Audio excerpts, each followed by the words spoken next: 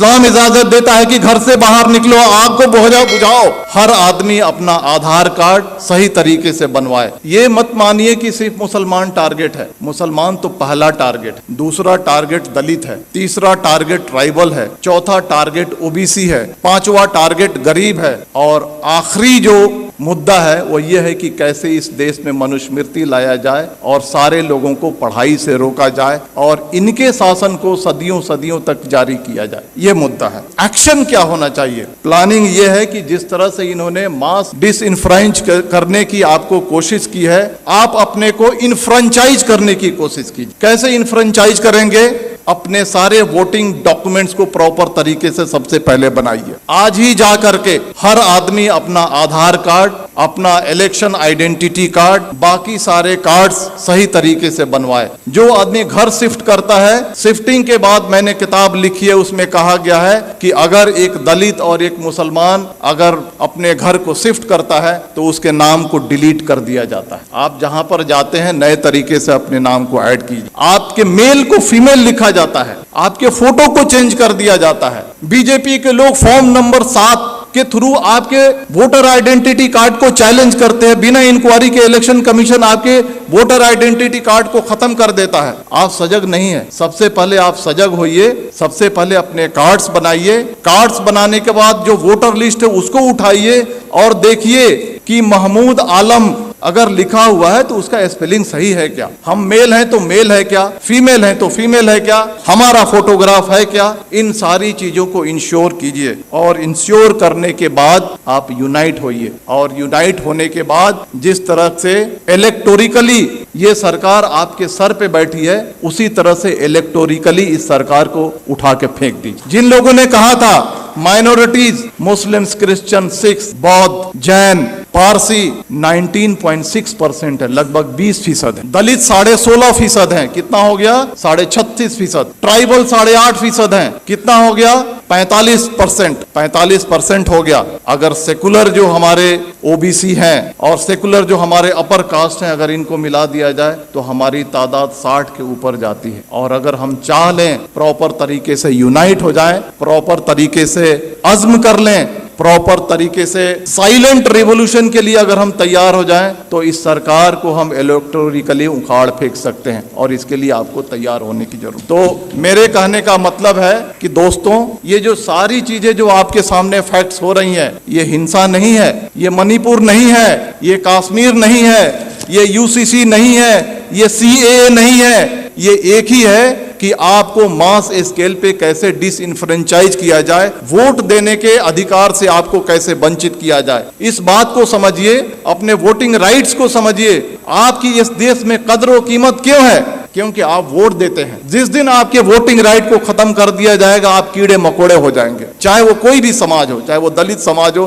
Tribal समाज हो या माइनॉरिटी का समाज हो। अपने राइट्स को समझिए, अपने डॉक्यूमेंट्स को बनाइए और आने वाले इलेक्शन में मैं कहना चाहता हूं कि वोट करना ये लगना चाहिए कि 100% दलितों ने, 100% मुसलमानों ने, 100% ट्राइबल ने वोट किया है। और अगर आने वाले इलेक्शन में अगर आप वोट नहीं करते हैं तो समझ जाइए कि आप अपने मजहब को धोखा दे रहे हैं, आप अपने देश को धोखा दे रहे हैं। अगर बाहर आग लगी हो और घर के अंदर अगर हम चैन से बैठते हैं, इस्लाम इसकी इजाजत नहीं देता है। देखिए, आपके सामने जो बातें हो रही हैं आज, इस चर्चा सत्र के 2 पार्ट है। एक पार्ट है यूसीसी और दूसरा पार्ट है मॉब वायलेंस। हम दोनों को अलग अलग चर्चा करेंगे। पहला मैं कहना चाहता हूं, हम यूसीसी को हम लेते हैं। आज से 6 महीना 1 साल पहले आपने देखा होगा कि लव जिहाद और धर्मांतरण इस देश का सबसे पहला मुद्दा था। अलग अलग रियासतें अपने अपने रियासत में कानून बना रही थी। कर्नाटक की बीजेपी सरकार कानून अलग से बना रही है, मध्य प्रदेश की सरकार अलग से कानून बना रही है, हरियाणा की खट्टर सरकार अलग से कानून बना रही है, धामी सरकार अलग से कानून बना रही है, योगी सरकार अलग से कानून बना रही है। मैं आपको कहना चाहता हूं कि हिंदू, मुसलमान, सिख, ईसाई, ये सारे राष्ट्रीय स्तर के मजहब मजहब हैं भारत में, अगर एक मजहब से धर्मांतरण करके अगर कोई दूसरे मजहब में जाता है, अगर सरकार को लगता है तो ये राष्ट्रीय समस्या होनी चाहिए, तो सरकार एक कानून बना करके इस समस्या को हल क्यों नहीं करती है? मल्टीपल स्टेट्स में मल्टीपल कानून क्यों बनते हैं? सरकार का मकसद है कि लव जिहाद और धर्मांतरण के जरिए जो हमारा जो सामाजिक स्पेस है उसको कम्युनलाइज किया जाए और जो इलेक्शन का जो माहौल है उसको पोलराइज किया जाए और पॉलिटिकल बेनिफिट उठाया जाए। तो बीजेपी का जो एजेंडा है, चाहे वो लव जिहाद हो, धर्मांतरण हो या 2014 से लेकर के आज तक के जो भी फंडामेंटल चेंजेज आए हैं, ये पॉलिटिकल प्रोजेक्ट है। पॉलिटिकल प्रोजेक्ट किस लिए है? To gain political benefit. उसी तरह से यूसीसी आ रहा है। अगर सरकार को लगता है कि यूसीसी आनी चाहिए और राष्ट्रीय समस्या है, तो आसाम का चीफ मिनिस्टर हिमंता बिस्वा शर्मा क्यों कहता है कि हम पॉलीगेमी पे कानून बनाएंगे? धामी सरकार उत्तराखंड का क्यों कहता है हम यूसीसी पे ड्राफ्ट लेकर के आएंगे? आप देखिएगा मेरी बात, यू मार्क माई वर्ड, कुछ दिन के बाद योगी सरकार अलग ड्राफ्ट लेकर के आएगी, कुछ दिन के बाद मध्य प्रदेश की शिवराज सरकार अलग ड्राफ्ट लेकर के आएगी। और इसका मकसद है कि ये उनका पॉलिटिकल प्रोजेक्ट है। और पॉलिटिकल प्रोजेक्ट किस लिए है? समाज को पोलराइज करने के लिए। अब सवाल उठता है कि इसका मकसद समाज को पोलराइज करने के लिए है, तो हमें क्या करना चाहिए? जहां तक यूसीसी का सवाल है, बड़े बड़े वक्ता, बड़े बड़े दानिश्वर कहते हैं सबसे ज्यादा जो नुकसान होगा वो क्रिश्चियंस को होगा, सिख को होगा, ट्राइबल्स को होगा, दलित को होगा। हमारी जिम्मेदारी है, सरकार देखिए 2014 से लेकर के आज तक जो चाहती है वो करते आई है। अगर वो चाहेगी कि यूसीसी लाएं तो हम रोक नहीं सकते हैं, लेकिन हम जो कॉन्स्टिट्यूएंट्स जो उनको वोट करते हैं उनको ये एजुकेट कम से कम कर सकते हैं कि ये जो है आपको बर्बाद करने के लिए लाया जा रहा है। इसके कॉन्स्टिट्यूएंट्स कौन है? ट्राइबल्स हैं, दलित हैं, मुस्लिम्स हैं, अदर माइनॉरिटीज हैं। इन सब को हमको एजुकेट करना है कि आपके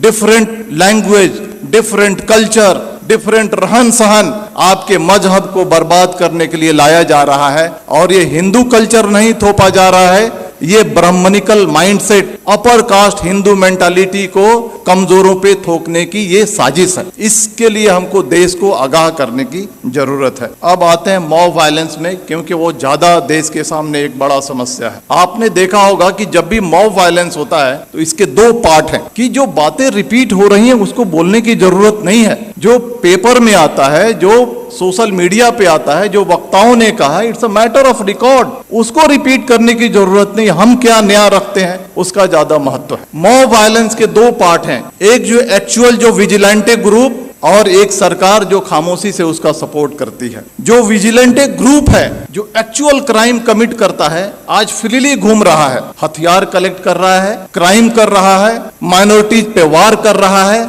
और उसको कोई छेड़ने वाला, कोई अरेस्ट करने वाला नहीं है। दूसरा जो पार्ट है आज की सरकार कितनी भी मॉब लिंचिंग हो जाए, मणिपुर हो जाए, नू हो जाए, पुन्हाना हो जाए, झिरका हो जाए, ट्रेन में फायरिंग हो जाए, दंगे हो जाए, सरकार जबान नहीं खोलने वाली है। सरकार चुप है। सरकार इज मेंटेनिंग साइलेंस। और साइलेंस को क्या कहा जाता है? साइलेंस को, खामोशी को रजामंदी कहा जाता है। सरकार वायलेंस को रजामंदी दे रही है। सरकार रजामंद है कि वायलेंस किया जाए। इसके दो पार्ट हैं, जो विजिलेंटे ग्रुप हैं और जो सरकार है, इनके मोटिव में फर्क है। जो विजिलेंटे ग्रुप है उनका मोटिव है कि हम जो कमजोर हैं उन पे हमला कर रहे हैं, उनको सबक सिखा रहे हैं, उनको तकलीफ में डाल रहे हैं और बहुत खुश हैं कि तारीख में इन्हें हमको सताया था। ये बात सही है या गलत, इसकी अलग चर्चा की विषय है, लेकिन इन्होंने हमें तारीख में हमको तकलीफ दी थी, आज हम इनको तकलीफ दे रहे हैं। वो खुश है। वो इलिटरेट, कम पढ़ा लिखा आदमी जो विजिलेंटे ग्रुप है खुश है। लेकिन जो सरकार,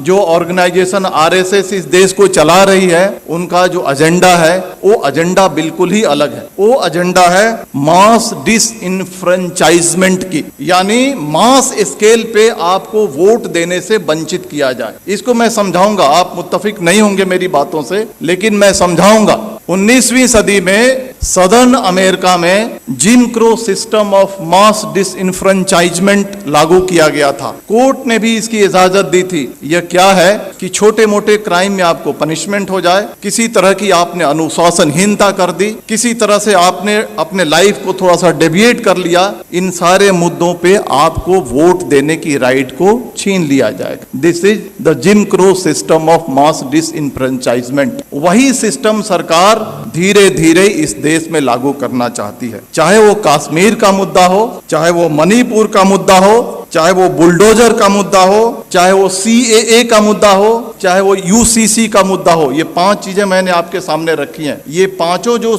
मुद्दे हैं, these are basically hidden agenda of mass disenfranchisement। कैसे कश्मीर से 370 हटाया गया, मोटिव ये है, उद्देश्य ये है कि वहां के पॉपुलेशन को ऑल्टर किया जाए, डेमोग्राफी को ऑल्टर किया जाए। जो मुसलमान चीफ मिनिस्टर बनता है उसको हटा करके अपर कास्ट बनिया या ब्राह्मण या राजपूत वहां पे चीफ मिनिस्टर बैठाया जाए। मणिपुर का जो मामला है, मणिपुर के मामले को हद से ज्यादा तूल इसलिए दिया जा रहा है, सरकार खामोश है, कि वहां के डेमोग्राफी को चेंज किया जाए और वहां के जो लोग हैं जो वोट करते हैं उनको रोका जाए और बीजेपी के रास्ते को साफ किया जाए। बुलडोजर जो चलाया जाता है, बुलडोजर चलाने के बाद आपका घर खत्म हो जाता है, आपकी पहचान खत्म हो जाती है, आप अपना वोटर ID कार्ड नहीं बना सकते हैं, आप बहुत सारी चीजों से वंचित हो जाते हैं। आप ये जो बुलडोजर चलाया जा रहा है, it's a part of disenfranchisement. CAA जो आया था, आपने देखा ना कि NRC करेंगे, फिर CAA को लागू करेंगे, करोड़ों करोड़ों की तादाद में मुसलमानों को डिसइनफ्रेंच करने की ये साजिश थी। UCC जो लाया जा रहा है, छोटे छोटे सिविल मैटर्स को कैसे उसको पनिश करके और उस पनिशमेंट को आधार बना करके आपके वोटिंग राइट्स को छीना जाएगा। आज आपने देखा ना, एक डिफेमेशन केस को आधार बना करके एक राष्ट्रीय पार्टी के बड़े नेता के जब उसके सदस्यता को खत्म किया जा रहा, छीना जा रहा है, तो आपकी वोटिंग राइट्स कोई बड़ी चीज नहीं है। तो ये जो चीजें जो हमारे सामने हो रही हैं, ये आपके वोटिंग राइट्स को खत्म करने की है। लेकिन बहुत अफसोस की बात है कि ठीक है, बीजेपी के रियासतों में ये हो रहा है, लेकिन कांग्रेस रूल्ड स्टेट्स हैं, रीजनल पार्टी रूल्ड स्टेट्स हैं, OBC बेस की जो पार्टियां वो सरकार में है, जैसे बिहार है वहां पे हैं। लेकिन जब ये कम्युनल एलिमेंट्स कमजोरों पे, दलितों पे, मुसलमानों पे, अदर माइनॉरिटीज पे, ट्राइबल्स पे अत्याचार करती हैं, तो वैसी कार्रवाई नहीं करती हैं जैसी होनी चाहिए। ये बहुत अफसोस की बात। आग बुझाने का यही तरीका है कि अपने अधिकार को समझो। ये नहीं कि हम तफरीह पे निकल गए,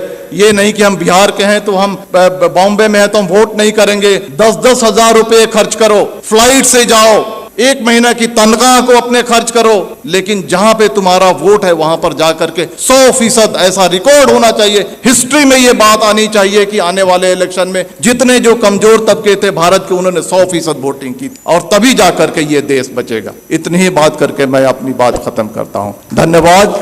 जय भारत, जय हिंद। Thank you very